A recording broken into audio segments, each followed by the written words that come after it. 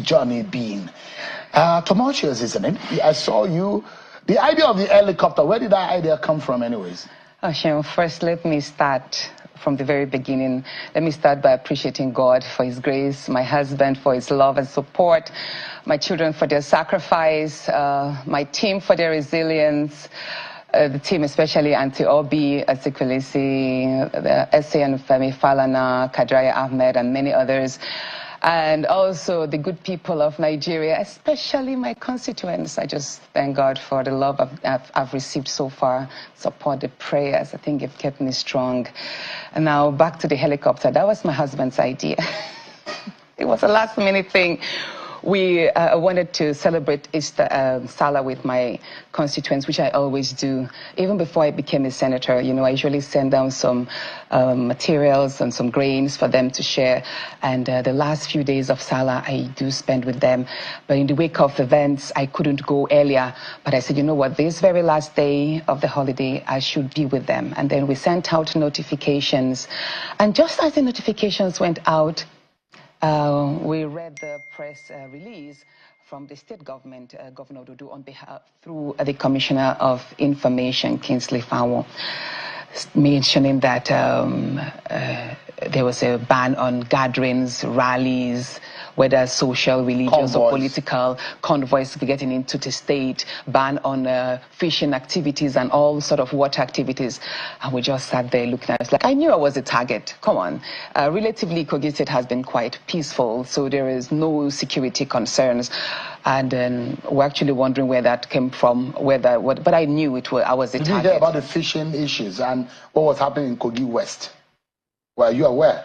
What was the fishing issues? The issue, the arrest that happened, and according to the state government, that some people were attacked and there were issues relating to insecurity in that part. If it happened in the last 1 month, then pardon me, like I said, I tried to stay away from a lot of negative news. I cared a lot about my mental health, and I needed to channel a lot of energy to focus on the issues that concerned myself and my constituents at that time. I'm sorry if it sounds a bit selfish, but I was just away from a whole lot.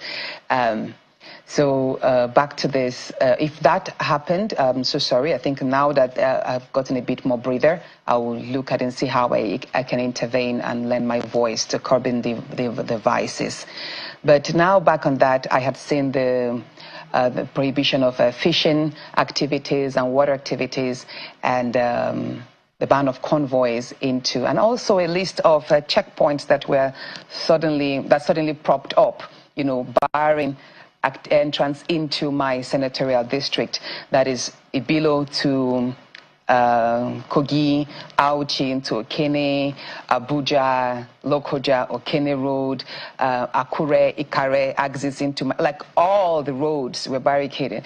And I knew that, okay, there was going to be trouble. So my husband was like, you know what, we can actually get a helicopter to land us right into our compound, because we do own the land opposite our village home, and that's how we got in.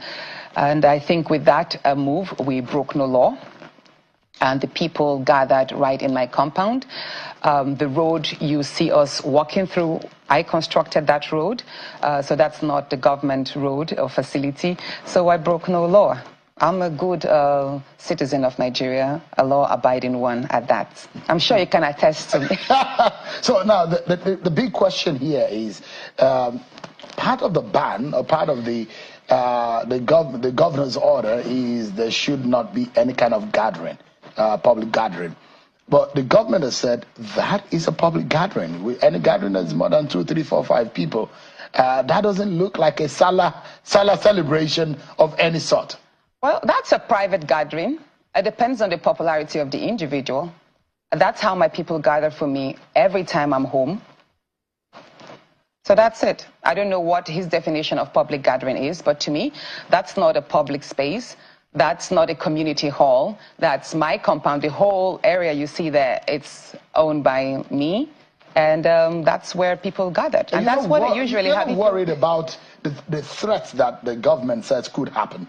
The threat of the insecurity threat. Are you not bothered about that? My people are very peaceful, and I've always preached peace. Let me say this. Everyone knows that the Ibira person, we are very assertive. We're so assertive that it might come up as if we're stubborn, but we aren't. We do not like being cheated. And I tell you, it took a whole lot for me to speak calm to my people in the past 1 month so that they will not react to my suspension or to the harassment claim, because they were very upset when I came up on Arise Then to narrate the challenges I had to face in the Senate the past 1 year. So that ordinarily created a lot of anger in the minds of an average Ibira person. And if you know us, we are typically the fire. If we are to align us to an element, I would say we are the firebrand. We just boom up. So I had to preach calm to them. I've told them to be law-abiding citizens, not to take law into their hands. And believe me, if you know the history of my people, you actually appreciate the fact that they have remained peaceful. And what we saw there, like I said, there was a lot of dancing, there was celebration, we ate, and we danced, and we chatted to ourselves. And the next day, which was yesterday, I had an empowerment program, which we did some trainings for citizens, for indigents and